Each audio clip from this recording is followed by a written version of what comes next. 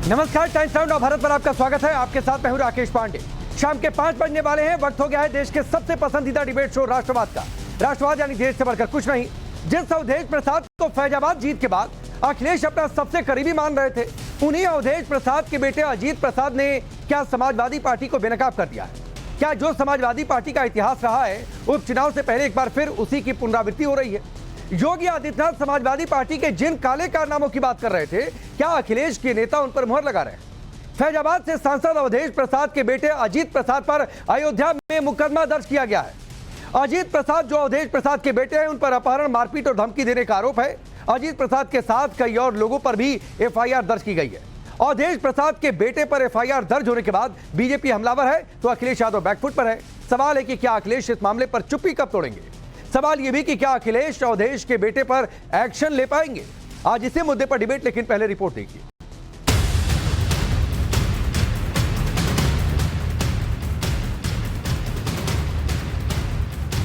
काले कारनामों से इनका पूरा इतिहास भरा पड़ा है। लाल टोपी है, लेकिन काले कारनामों के लिए लोग जाने जाते हैं।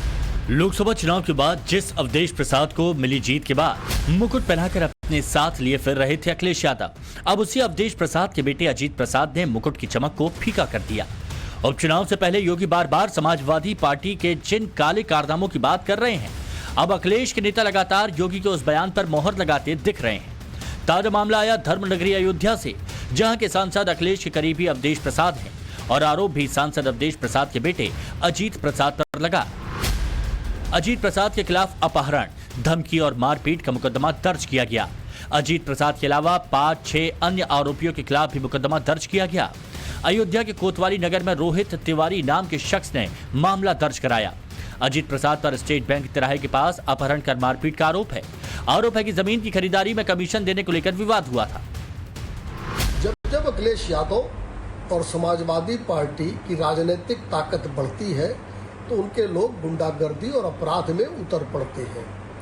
फैजाबाद से सांसद अवधेश प्रसाद के पुत्र रंगदारी वसूलने के मामले में एफआईआर दर्ज की गई है। उत्तर प्रदेश में जरूर कुछ सीटें लोकसभा की समाजवादी पार्टी ज़्यादा जीत गई है, लेकिन अखिलेश यादव ये भूल गए हैं कि अभी प्रदेश में सरकार भारतीय जनता पार्टी और योगी आदित्यनाथ जी की है। यहाँ कानून को कोई भी हाथ में लेगा वो बख्शा नहीं जाएगा। अवधेश प्रसाद के पुत्र के ऊपर भी एफआईआर दर्ज है। कठोर कानूनी कार्रवाई सुनिश्चित की जाएगी।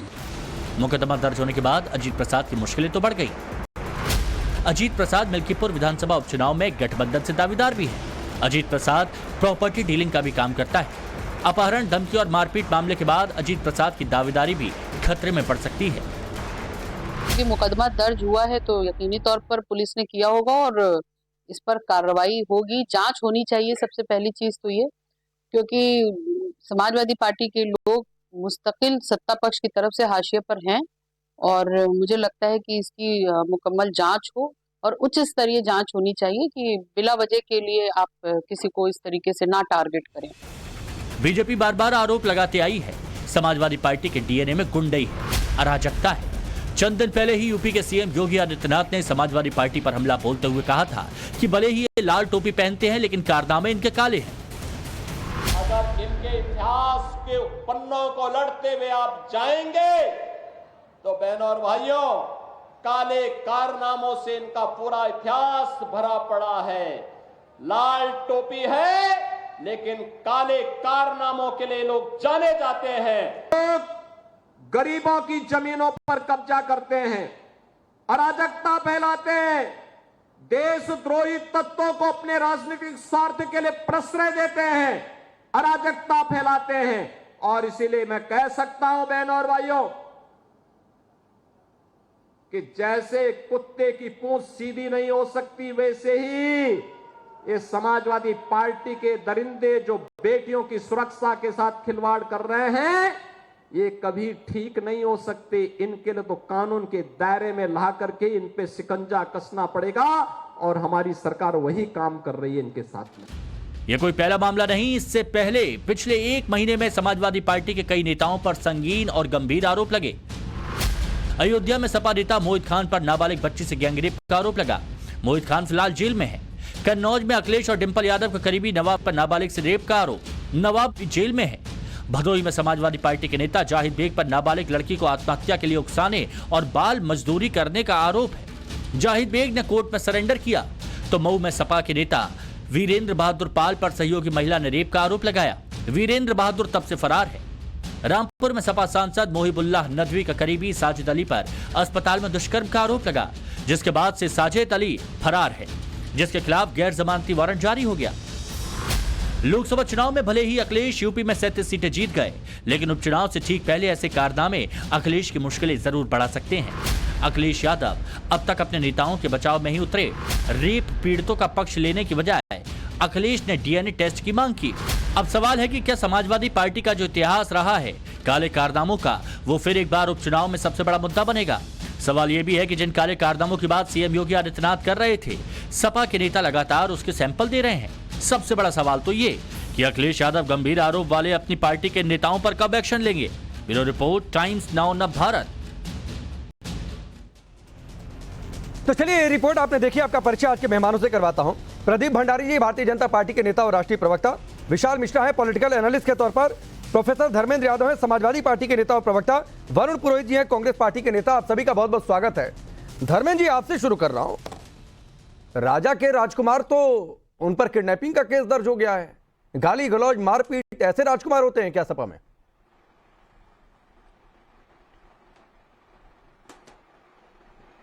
राकेश जी, भारतीय जनता पार्टी का अगर आप इतिहास उठाकर देखेंगे, भारतीय जनता पार्टी के राजनीति को गिराने के इतिहास को अगर देखेंगे, तो राजनीतिक रोटी सेकने के लिए भारतीय जनता पार्टी किसी भी हद तक गिर सकती है, किसी का इनकाउंटर कर सकती है, तो केस लगाना तो बहुत छोटी बात है उसके लिए। तो ये मैं समझता हूं कि भारतीय जनता पार्टी के उपचुनाव के हार की जो हताशा है, वो योगी जी के चेहरे पे साफ साफ दिख रही है। अरे वो चुनाव में मेहनत करें, जनता के बीच जाएं, अपनी नाकामियों पे पर्दा ना डालें। देश की जनता, प्रदेश की जनता पूरी तरह से इस बात जान गई है कि योगी जी से अब नहीं हो पा रहा है, और जो दिल्ली और लखनऊ की खींचतान है उसमें जनता ना पिसे। हमारी प्राथमिकता ये होगी, भ्रष्टाचारियों का पनाह देना बंद कर दें, बलात्कारियों को संरक्षण देना योगी जी बंद कर दें, और इसके लिए अवधेश प्रसाद के बेटे सड़क पर मारपीट करें जो प्रदेश की जनता तो पुलिस केस दर्ज ना करे, क्योंकि उपचुनाव है, क्योंकि वो आपकी पार्टी के उम्मीदवार हैं मिल्कीपुर में, इसलिए पुलिस अपनी आंखें बंद कर ले। और चूंकि आपके हिसाब से वो राजा के बेटे हैं तो केस दर्ज नहीं होना चाहिए। अब पीडीए का समीकरण आप गिनाएंगे, पीडीए की बेटी आपको याद नहीं आएगी।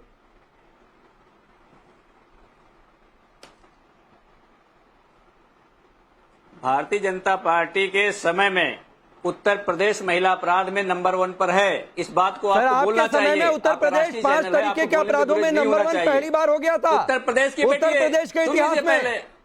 अब सुनिए पहले, अब सुनिए, मतलब अब सुनो तो पहले। इसको बोलने में कोई बुराई नहीं है, आप इसको बोल सकते हैं कि योगी जी के सरकार में महिला अपराध में उत्तर प्रदेश नंबर 1 है, दलितों के साथ अपराध में उत्तर प्रदेश नंबर 1 है। नहीं, आप अवधेश प्रसाद के बेटे पर आइए सर, आप बता ही सकते हैं। क्राइम पर चर्चा कर लूंगा, अभी बहुत समय है। अभी आइए अवधेश प्रसाद के बेटे पर, इधर उधर गलियों में भागिए नहीं। अयोध्या, अब सुनिए, अरे सुनो तो सही। अभी मैं कह रहा हूं ना, अयोध्या में रामपथ का भ्रष्टाचार आप लोग नहीं दिखा रहे, उस पर बात नहीं कर रहे हैं, जो जनता के बुनियादी सवालों पे बात नहीं कर रहे हैं। हाँ। अगर उन्होंने कोई गलती की है, पुलिस कंप्लेन हुई है, ये जांच का विषय है। आज आप किसी के खिलाफ कंप्लेन हो गई, मैं आपके खिलाफ कंप्लेन कर दूं और आज अपराधी घोषित हो जाएं, तो यही तो भारतीय जनता पार्टी की नीति है, यही तो नियति है कि जिस दिन आपके खिलाफ कंप्लेन दर्ज होती है उसी दिन अपराधी मान लिया जाता है। अच्छा। क्योंकि भारतीय जनता पार्टी न्यायपालिका में अच्छा, ठीक है। अगर न्यायपालिका चलिए नहीं, ठीक है। मोहित खान को आप लोगों ने मान लिया आज तक? नवाब सिंह यादव को मान लिया आज तक?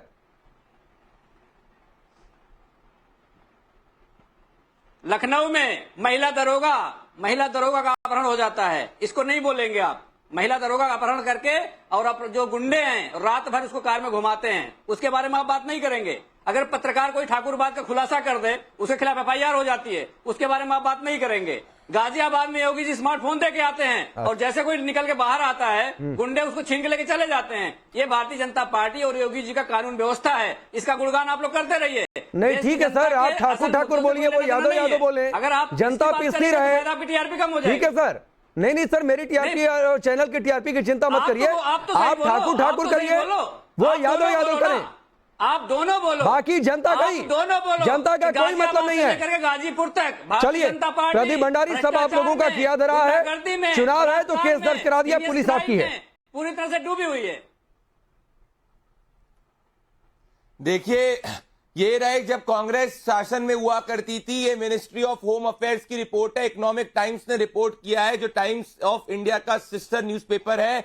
एमएचए की रिपोर्ट ने यह कंफर्म करा था कि उत्तर प्रदेश में अखिलेश शासन के अंदर महिलाएं और बच्चियां कब सबसे अगर असुरक्षित पूरे देश में कहीं है तो अखिलेश शासन में, और उस वक्त कांग्रेस की सरकार थी। ये रही रिपोर्ट 2013 की। तो ये जितना झूठ फैलाना है इनको फैलाइए। अब मैं आपको सपा का इतिहास बताता हूं। जो जितना बड़ा गुंडा वो उतना बड़ा सपा का नेता। आजम खान कन्विक्टेड सपा का नेता, अतीक खान कन्विक्टेड सपा का नेता, मोहित खान 14 साल की बच्ची का रेप करने वाला सपा का नेता, नवाब सिंह यादव रेप करने वाला सपा का नेता, वीरेंद्र बहादुर पाल सपा का नेता, अजीत प्रसाद सपा का नेता, जाहिद बेग एक डोमेस्टिक हेल्प के खिलाफ कैसे उत्पीड़न करने वाला सपा का नेता, अब्दुल्ला आजम खान सपा का नेता, Munna Malik cyber crime racket चलाता सपा का नेता, दिशन त्यागी मुरादनगर के अंदर मोलेस्ट किया था स्कूल टीचर को सपा का नेता, रामेश्वर सिंह यादव उत्तर प्रदेश गैंगस्टर रैंक के अंदर है सपा का नेता, अफाक खान सपा का नेता, महिला को ब्लैकमेल करना और सेक्सुअली एक्सप्लॉइट करा कन्नौज के अंदर सपा का नेता, चवैंत यादव जनरल सेक्रेटरी सपा का नेता बुक हुआ है, अब्दुल कादिर जिलान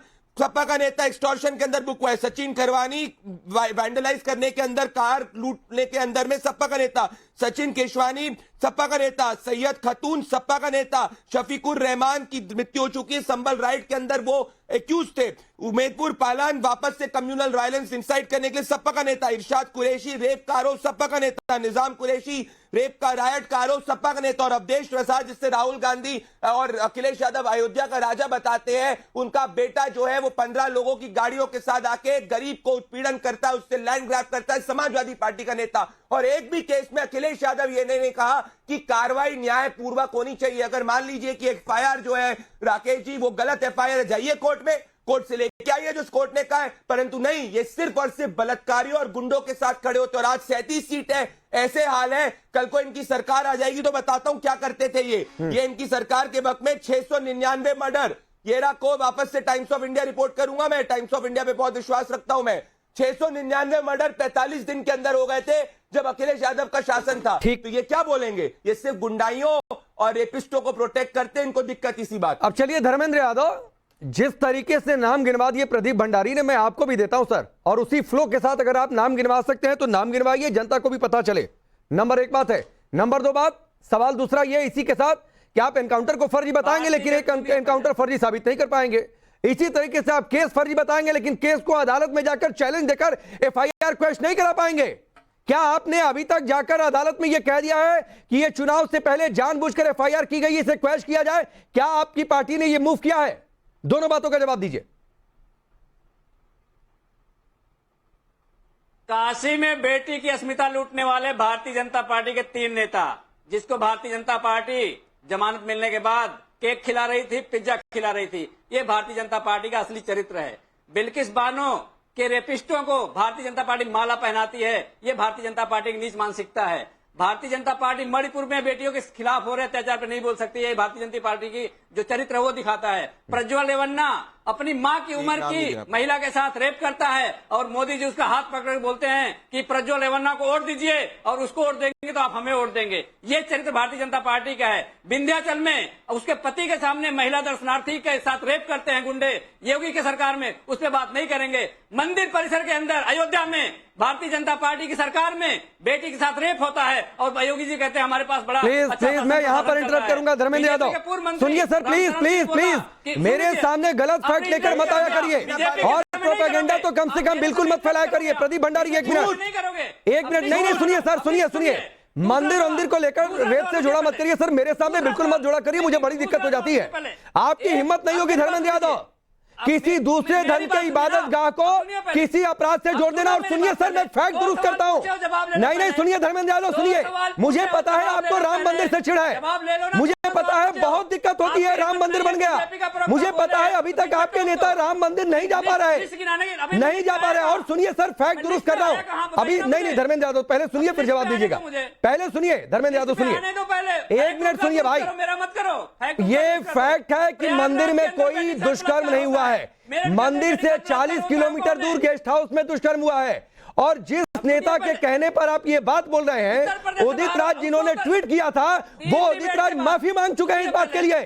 तो धर्मेंद्र यादव आइंदा राम मंदिर को लेकर बोला मत करिए मेरे सामने, मैं आपको बता दे रहा हूं, मैं हिंदू हूं और मेरे आराध्य के मंदिर को लेकर कोई कुछ कहेगा तो मुझसे बर्दाश्त नहीं होगा। भक्तों का लड्डू कौन सा खिलाया, राम भक्तों को कौन सा लड्डू खिलाया, उसके बारे में बोल दीजिए। तो सर उस समय जिसकी सरकार थी जाकर पूछिए जगनमोहन रेड्डी से, जाकर पूछिए उस समय जिसकी सरकार थी, इस समय की सरकार ने एक्सपोज किया है उस लैब रिपोर्ट के साथ।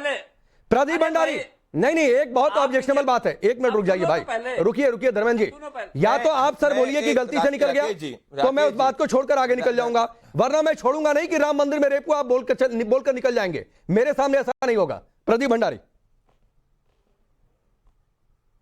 राकेश जी, मैंने एक एक नाम गिनाया, एफआईआर में किसका नाम है ये नाम नहीं गिना पाए, परंतु इनने मंदिर पे अटैक करा अपने एजेंडे को चलाने के लिए, जो फेक न्यूज है ये मुझे दिक्कत है। ये जो इन्होंने बीएचयू की बात करी, तीनों के तीनों जेल में इस शासन के अंदर गए, इस सरकार के अंदर गए। आप बताइए किसी के ऊपर अगर एफआईआर हुई और इस सरकार के अंदर एफआईआर को अपोज किया, अगर आपको लगता है एक भी एफआईआर झूठी है, कोर्ट से क्वॉश करवाइए। रेवन्ना के समय कर्नाटका में कांग्रेस पार्टी की सरकार थी, हमने जाके उसको कोई बैक किया? नहीं बैक किया। केस चल रहा है, केस को विड्रॉ करने की बात की नहीं करी। क्या झूठ बोल रहे हैं? मैंने 25 एफआईआर के नाम गिनाए, एक नाम नहीं गिना पाए क्योंकि ये झूठ फैलाते हैं जिसको आपने पकड़ा। इनकी दिक्कत यही है, ये मंदिरों को ब्लेम करेंगे रेपिस्ट के रेप के लिए, जैसे राहुल गांधी कहा करते थे कि मंदिरों के अंदर छेड़छाड़ हुआ करती है। ये इनकी दिक्कत है।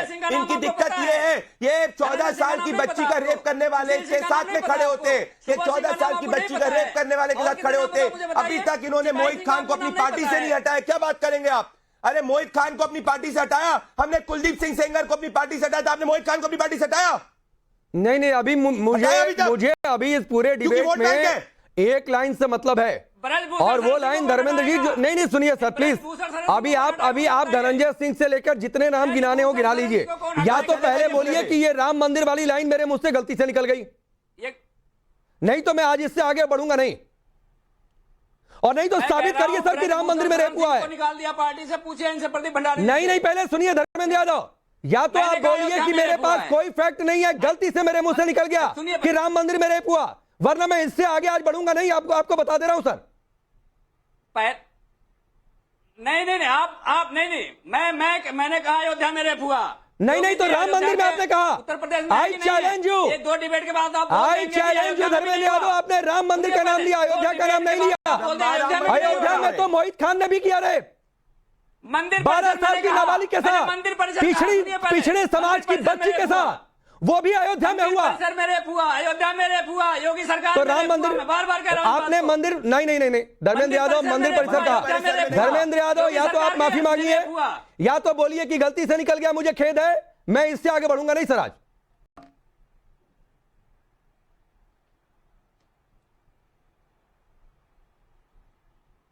चलिए मुझे पता है सर आप खेद नहीं जीता है। विशाल मिश्रा आप जांच रिपोर्ट दिखा दीजिए। जांच रिपोर्ट किस बात की? काहे की जांच रिपोर्ट भाई? आप फिर जस्टिफाई कर रहे हैं विशाल मिश्रा।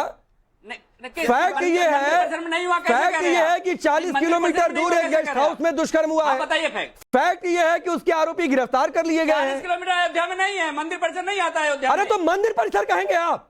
आरोपी गिरफ्तार, कितनी हिम्मत है आपकी? विशाल मिश्रा राम मंदिर अयोध्या में है तो अयोध्या की सीमा में कहीं दुष्कर्म हो जाए तो इनकी हिम्मत देखिए कि कह रहे हैं कि राम मंदिर परिसर में रेप हुआ। राकेश जी, उसके पीछे इनकी मनोवृत्ति तो देखिए। जिनकी सरकार ने कार सेवकों पर गोली चलवाई हो, पूरा सरयू लाल हो गया था, वो किस प्रकार से जो है राम मंदिर को जो है स्वीकार कर पाएंगे? जहाँ देख रहे हैं मानसिक विकृति, जो घटना घटी नहीं है उस घटना को जोड़ा जा रहा है। ये सिर्फ और सिर्फ इनका येन केन प्रकारेण तुष्टिकरण की राजनीति दिखलाता है। शर्म आनी चाहिए समाजवादी पार्टी के प्रवक्ता को इस प्रकार के झूठे तथ्यों को रखने के लिए। और रही बात अपराधों की, तो अभी आपने प्रदीप भंडारी जी ने जितने अपराध गिनाए मैं तो कहता हूं पिछले 1 महीने के अपराध को देख लो, सैंपल है सैंपल। वो जो माननीय मुख्यमंत्री योगी आदित्यनाथ महाराज जी ने कहा है ना कि जो है टोपी तो भले लाल है लेकिन काले कारनामों का इतिहास भरा हुआ है। पिछले 1 महीने की घटनाएं केवल सैंपल हैं, चाहे वो अयोध्या की घटना हो, चाहे वो जो है वो कन्नौज की घटना हो, चाहे वो भदोही की घटना हो, चाहे वो मऊ की घटना हो जिसके सहयोगी ने आरोप लगाया है, चाहे वो रामपुर के नेता के करीबी जिसके खिलाफ वो गैर जमानती वारंट जारी हुआ है। और तो और छोड़िए राकेश जी, इनसे जरा पूछिए ना कि माफियाओं के सामने नाक रगड़ने वाले, दंगाइयों के सामने घुटने टेकने वाले कैसे उनका महिमा मंडन करते थे और आज यहाँ पर बैठकर बहुत बड़ा बड़ा प्रवचन दे रहे हैं। तो उसके लिए इनके लिए वही वाली बात है कि नजर नहीं है, नजारों की बात करते हैं, जमीन पर चांद सितारों की बात करते हैं। वो हाथ जोड़कर बस्ती को लूटने वाले भरी सभा में सुधारों की बात करते हैं। नहीं, लेकिन यहाँ तो 64,000, लेकिन यहाँ पर विशाल मिश्रा भरी सभा में क्या, आदित्यनाथ महाराज जी ने भरी सभा नहीं भरे शो में छुड़वाया है। इस समय राष्ट्रवाद को देख रहे करोड़ों लोगों के सामने समाजवादी पार्टी के नेता प्रवक्ता ने कह दिया कि राम मंदिर में रेप हुआ। सबके आराध्य हैं वरुण पुरोहित जी, क्या आप आलोचना करना चाहेंगे धर्मेंद्र यादव की इस बात का? आपके एक नेता ने तो कहा था उदित राज ने, उन्होंने अलबत्ता उसके बाद माफी भी मांग ली, लेकिन हिमाकत देखिए पहले कहा भी फिर जस्टिफाई भी किया कि राम मंदिर तो अयोध्या में ही है। इतनी जुबान तब नहीं खुली जब मोहित खान का केस सामने आया, तो नहीं माफी मांगे, नहीं तब तो उनको तब तो अपने वो जो है माननीय सांसद को सीने से लगाए घूम रहे थे। अब आज उनके लड़के के खिलाफ कार्रवाई हुई। ठीक है विशाल जी एक टिप्पणी वरुण जी की फिर आ रहा हूं। वरुण जी बोलिए।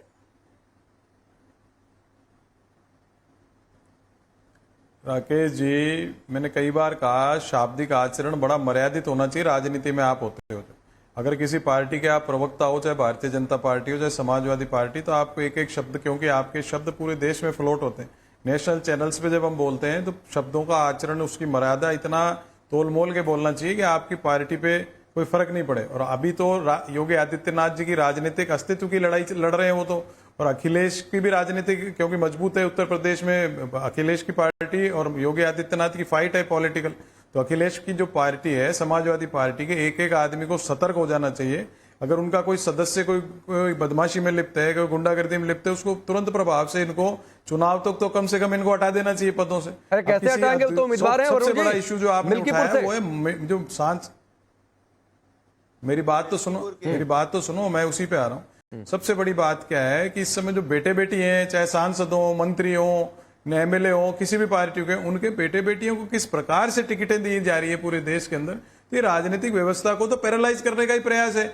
अब जब आप पिताजी सांसद हो गए हैं तो उसके बेटे को आप किस बात की टिकट दे रहे हो? ये सब पार्टियों को लागू होना आवश्यक है अगर पॉलिटिकल सिस्टम को कोलैप्स होने से बचाना। ये बहुत बड़ी इश्यू है। और जो एफआईआर हो गई तो ठीक है, किसी ने कंप्लेंट कराई, एफआईआर दर्ज होगी, इन्वेस्टिगेशन होगा, पता लग जाएगा। सबसे ज्यादा विपक्ष को सतर्क रहने की जरूरत है, क्योंकि ये जो लड़ाई है उपचुनाव और आने वाला विधानसभा, योगी आदित्यनाथ जी का पॉलिटिकल एग्जिस्टेंस की लड़ाई है। और क्योंकि विपक्ष मजबूत हुआ इस लोकसभा चुनाव में, तो विपक्ष को तो बहुत ज्यादा सतर्क हर तरह से रहने की आवश्यकता है। सुबह शाम सड़कों पे आने की आवश्यकता है जनता के इश्यूज की। मैंने कई बार कहा कि विपक्ष ने 10 साल, लेकिन अभी जो धर्मेंद्र यादव ने कहा उस पर भी तो बोलिए सर। कोई जन आंदोलन, राम मंदिर वाली जो लाइन बोल दी कि मंदिर परिसर में रेप हो गया, ऐसे बोलकर निकल जाने दे क्या? नहीं, मेरी बात तो सुन लो पूरी, मेरी भी हो जान दो, सबने इतनी देर बोला। दूसरी बात, अगर भारतीय जनता पार्टी की बात करें तो उड़ीसा में आते ही कितना विभत्स कांड कल ही हुआ है, परसों हुआ है, उस पर भी भारतीय जनता पार्टी को एक्सप्लेन करना चाहिए। अभी भंडारी जी ने नाम गिनाया चिन्मयानंद और कुलदीप सेंगर का, तो आपने गिनाया चिन्मयानंद कुलदीप सेंगर का, ही सारी पार्टियों में हो रहे हैं। तो ये एक पैन इंडिया प्रॉब्लम है। दूसरी पार्टी पे आरोप लगा दें, अपनी पार्टी को दूध का दूल्हा बता दें, तो मूर्खता की बात है। जनता तो समझ ही रही है इस बात को कि सारे एक से हो चुके हैं, सारे दल चट्टे बट्टे एक से। नहीं सर, अरे सुनिए, आपने उड़ीसा का जो जिक्र किया उसमें भी अभी कई बातें सामने आने लगी है सर। अब आखिरी नतीजा आने दीजिए, एग्जैक्ट वहां पर हुआ क्या था वो भी पता चल जाएगा, उस पर भी चर्चा कर लेंगे। सर मैं आपको 20 सेकंड और दे रहा हूं। आप क्यों नहीं धर्मेंद्र यादव पर बोल रहे हैं कि उन्होंने गलत बोला कि सही बोला आपके हिसाब से? जी, अयोध्या में कहीं भी रेप हुआ तो बोल देंगे मंदिर परिसर में रेप हुआ। बोला राकेश जी, मैंने बोला नहीं बोला सर आपने? मैंने यही तो बोला, शब्दों को तोल मोल करके। नहीं तो आप ये कह ही नहीं रहे कि धर्मेंद्र यादव ने गलत बोला। आचरण बड़ा समझ के करना चाहिए। आप ये एक लाइन नहीं बोल पा रहे कि धर्मेंद्र यादव ने गलत बोला। मैंने तो कह ही रहा हूं ना, धर्मेंद्र यादव। अरे भाई मेरे, आप चुप रहोगे जब भी तो बोलूंगा, उस पे आऊंगा। मैं कह रहा हूं धर्मेंद्र यादव को भी तोल मोल के अपने जैसे मंदिर परिसर। ठीक है, 20 सेकंड और धर्मेंद्र यादव आप लीजिए। है ना, राम मंदिर आपको एहसास है कि आपने क्या बोला? चुनाव तक किसी बयान राकेश जी अगर आपको अकेले डिबेट करनी है, हमारे साथी पैनलिस्ट बोलना चाह रहे हैं, आप उनको बीच में बोल रहे हैं, इन पे बोलिए, ये बात बोलिए। अरे अगर आपको अपना लिखित चलाना है तो आप मुझे भी लिख के दे दो। अरे तो मैं राय नहीं धर्मेंद्र यादव, बिल्कुल ऐसी बात नहीं है, लेकिन आपने कुछ बात बोली, मुझे ऑब्जेक्शनेबल लगा, तो मैं राय तो लूंगा ना कि धर्मेंद्र यादव ने सही बोला कि गलत बोला। अरे उनकी बात पूरी, अयोध्या में कहीं रेप होगा आप बोल देंगे, मंदिर परिसर में रेप हुआ। उनकी बात पूरी होने देते, उनकी बात पूरी होने दीजिए। अब सुनिए, पहले विंध्याचल में रेप हुआ, योगी जी के उसमें सरकार में नहीं हुआ, आप ये बोल दोगे। आपका प्रयागराज में रेप हुआ तो योगी जी के सरकार में नहीं हुआ, मेरठ में रेप हुआ तो योगी जी के सरकार में नहीं हुआ। यादव प्लीज, आप इसको नहीं बोल सकते, आप मेरी बात समझिए। विंध्याचल में हो, अयोध्या में हो, या फिर यूपी के किसी भी दूसरे शहर में हो सर, तो उसमें जितने धार्मिक स्थान उस शहर में होंगे, आप ये नहीं कह देंगे विंध्याचल में हुआ तो बोलिए विंध्याचल में हुआ, ये नहीं कहेंगे कि विंध्याचल मंदिर के अंदर हो गया। आप अयोध्या में हुआ तो अयोध्या में बोलिए, ये नहीं बोलेंगे कि अयोध्या मंदिर परिसर के अंदर हो गया, तो ये नहीं बोलेंगे सर। आप बोलिए, बिल्कुल बोलिए, आप समझिए इस बात को, इस बात की गंभीरता को। आप सुनिए, आप एक बार बोल दीजिए, एक बार अरे चिल्लाओ मत, आप एक बार बोल दीजिए कि उत्तर प्रदेश महिला अपराध में नंबर 1 है योगी सरकार में। अगर इतनी हिम्मत है आप बोल के दिखाइए। नहीं जो, अरे नहीं धर्मेंद्र यादव, अगर आंकड़े ये बता रहे हैं कि इस समय महिला अपराध में नंबर 1 है तो रहेगा मेरे कहने या नहीं कहने से, या मैं कह दूंगा कि नहीं है तो गलत थोड़ी नहीं हो जाएगा, सही थोड़ी नहीं हो जाएगा। आपके राज्य में पहली बार सपा राज में यूपी अपराधों में नंबर 1 हो गया था, 5 अपराधों में। एक आखिरी जवाब प्रदीप भंडारी, क्योंकि अमेरिका से खास रिपोर्ट आई है, वो दिखा रहा है। महिला अपराध में उत्तर प्रदेश नंबर 1 मैंने बताया, दलित के साथ मैं कह रहा हूं देखिए, बात होती है एक्शन की। हमने बंगाल के अंदर ममता बनर्जी से सवाल क्यों पूछा? क्योंकि आरजी का रेप और मर्डर केस पे वो एक्यूज को प्रोटेक्ट करने का प्रयास कर रही थी। मेरा इशू ये है कि इन्हें कॉन्स्पिरेसी के तहत मंदिर बोला है, कोई आप एकदम से नहीं निकला है। ये अखिलेश शासन के वक्त क्या था, आप भूल गए राकेश जी? कैसे अयोध्या में मंदिरों की घंटी रुकवा दी जाती थी जब पूजा होती थी, क्योंकि अखिलेश उस वक्त समाजवादी पार्टी के शासन का ये ऑर्डर था। अभी तक ये अपोलोजाइज नहीं कर सकते। क्या किसी दूसरे धर्म पे ऐसा बोलेंगे? नहीं बोलेंगे। मोहित खान को क्यों प्रोटेक्ट किया है? क्योंकि वोट बैंक की राजनीति है। आज मैं हिंदू के रूप में आहत हुआ हूं और देश के 100 करोड़ हिंदुओं का इन्हें अपमान किया है। ठीक है सर, वक्त इतना ही है, आज थोड़ा सा समय कम है। आप सभी का बहुत बहुत शुक्रिया, लेकिन धर्मेंद्र यादव जाकर सोचिएगा, समझिएगा कि आप क्या बोलकर जा रहे हैं सर। और अगर आपने जानबूझकर बोला है तो फिर ये तो है कि ये तुष्टीकरण वाला बयान है, और ऐसे बयान सर मेरे सामने आप देंगे और सोचेंगे कि मैं उसको नोटिस नहीं करूंगा, ये होता नहीं है। आप सभी का बहुत बहुत शुक्रिया।